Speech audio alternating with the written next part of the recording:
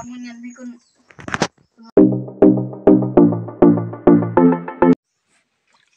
Dito kami ngayon ng Tres Bonitos, mag-iigib kami ng tubig.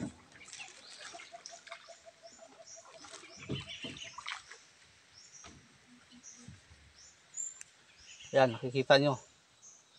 Dito sa magubat na lugar, dito kami nag-iigib ng tubig. Pero sa Waray, nag-aalog. Nag-aalog-alog. Sa Tagalog, kumakalog-kalog. Patawas Baldon. Dito na lang doon sa may kwan, Pulong Lube.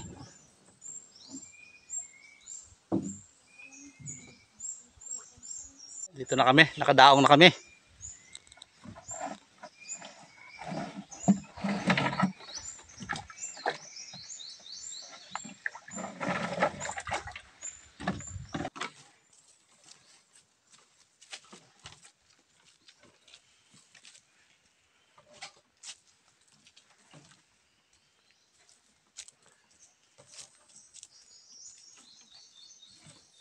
Lagad po kami.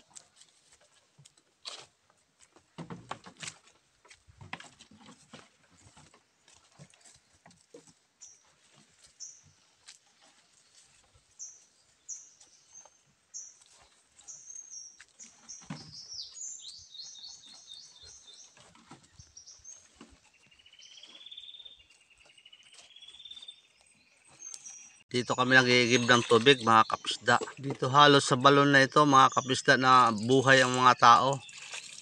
Dito sila kumukuha ng tubig para sa araw-araw na pangangailangan. Pag ganitong tag-araw, mga kapisda, ang mga nag-iigib ay hating gabi pa lang ay nandito na sila. Ika nga sa fast food, first come, first serve. Kaya kung ikaw ay patulog-tulog, pasensya ka na lang pag ikaw ay naubusan ng tubig.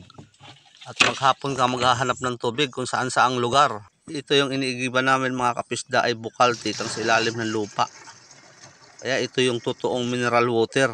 Dahil walang dinaanang makinarya para iproseso. Ipin nyo, mga kapisda, ito ay biyaya mula sa langit na ibinaba sa lupa at pinadaan sa ilalim ng lupa. Kaya hito ngayon, sinasandok na ni Baldon ang biyayang mula sa langit na pinadaan sa ilalim ng lupa. Ilang dekada na rin na nagsiservisyo ang balon na ito sa mga tao, mga kapisda. At ito na yung bumuhay sa mga tao dito sa palibot ng lugar na ito, mga kapisda. Mabuti na lang, mga kapisda, ang balon na ito ay hindi napapagod. Siguro kung tao ang balon na ito ay nagsabi nang magre-retired na siya dahil ilang dekada na rin siyang nagsiservisyo sa mga tao dito. Kaya dapat ang balon na ito, mga kapisda, ay bigyan ng recognition award dahil sa patuloy niyang pagsiservisyo sa mga tao dito. Kaya pansin nyo naman, mga kapisda, ang mga tawa ni Baldon habang nagsasandok ng tubig na iniigib namin. Dahil yan sa tubig na iniigib namin, kaya patuloy siyang nakatawa at humihinga.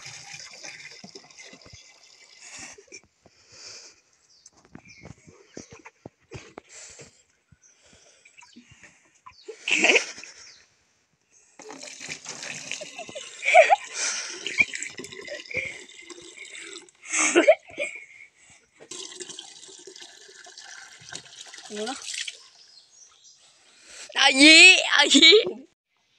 May dadaw ko nung ako ni Son.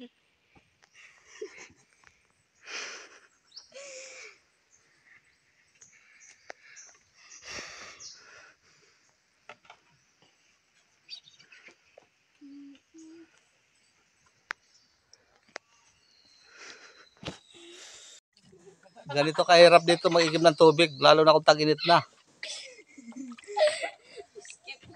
2 container lang yung inigib namin eh. Hindi pa napuno yung isa.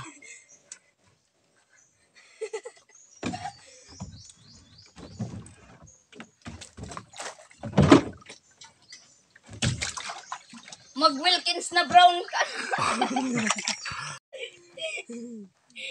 Uwi na kami. Tagalay mo lang tali. Ambon. Mukhang ulan ah. Sitay.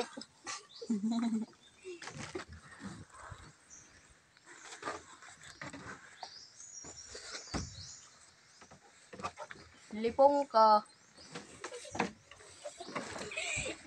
Palabas na kami.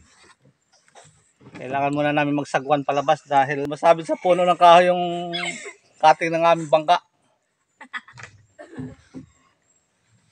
Paanda rin na. Saka hindi nakakapasok dito pag low tide. High tide lang nakakapasok dito. Kaya nag-igib kami high tide. Mabuti na lang walang nauna. Nakaigib pa kami ng 2 container.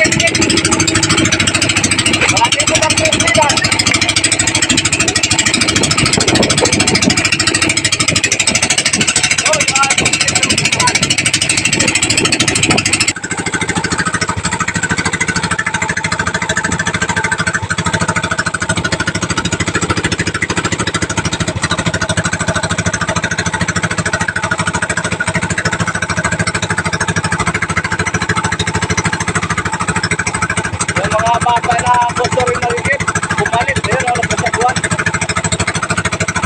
Wala na silang maigib na tubig dahil naubos na namin. 2 container na lang nakuha namin eh.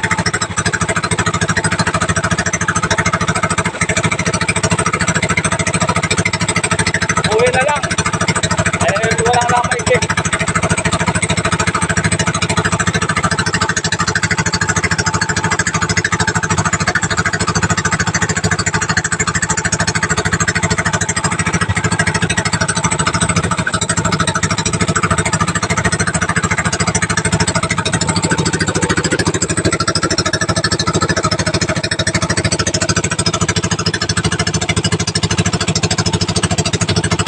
Lapit na kami sa aming palasyo.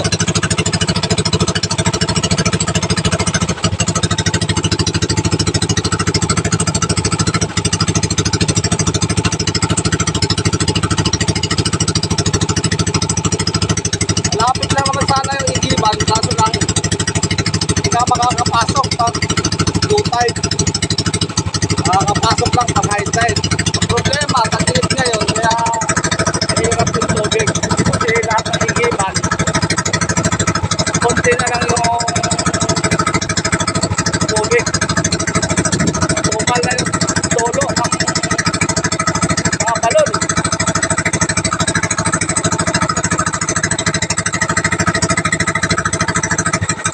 Tapos na kami.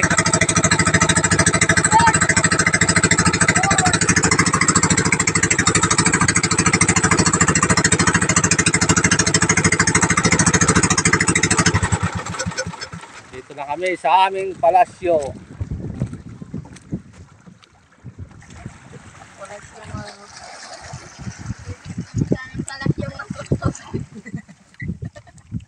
Yan na yung tubig na inigib namin kanina, 2 container. Saka ito, 1 galon. Dito mga kapisda, yung aming pagkonsumo ng tubig ay tipid na tipid. Kahit yung pagpaligo namin, tipid na tipid. Dahil nga sa mahirap mag-igib ng tubig. Lalong-lalo na ngayon na tag-init. Mahirap yung tubig ngayon dito. Yung mga tao, nakakarating na sa iba-ibang barangay para mag-igib ng tubig. lalong-lalo na kung maraming miyembro yung pamilya. Nakakarating sila kung saan-saan para maigib. Kaya karamihan ng tao rito ay may bangkang demotor. Yun ang ginagamit nila pag nag-iigib sa ibang baryo. Napaka-importante ng bangkang demotor pag nandito ka sa dagat. O kaya bangkang disagwan, pwede na. Yun nga lang, pag bangkang disagwan, magsatsaga ka magsagwan. Mahihirapan ka kung maalon, saka mahangin. Hindi ka makakarga ng marami. Dahil yung mga bangkang disagwan ay maliit lang. So yun lang mga kapisda. Pinakita ko lang sa inyo kung ano ang pamumuhay namin rito sa dagat. Sana huwag niyong kalimutang mag-likes, mag-comments at mag-subscribe na rin sa aming channel.